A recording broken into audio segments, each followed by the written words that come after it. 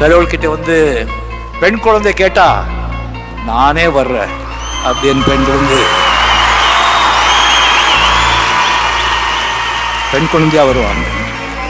அந்த மாதிரி நம்ம பெண் குழந்தைங்க ஐஸ்வர்யா, சௌந்தர்யா.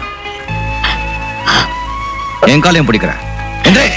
சரி சரி, இனிமே இந்த மாதிரி தப்பெல்லாம் செய்ய மாட்டேன்னு சத்தியம் பண்ணி கொடு. சத்தியமா இது மாதிரி செய்ய மாட்டேன்.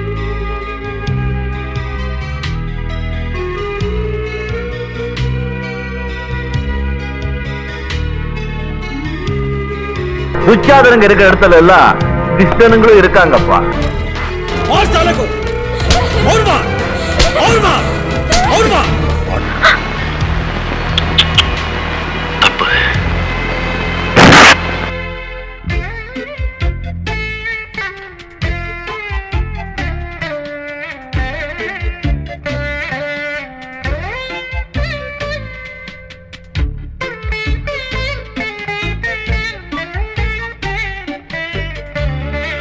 என் மருமகள் பத்தி ஏதோ சொன்னீங்க, என்ன சொன்ன? பரவாயில்ல, சொல்ற.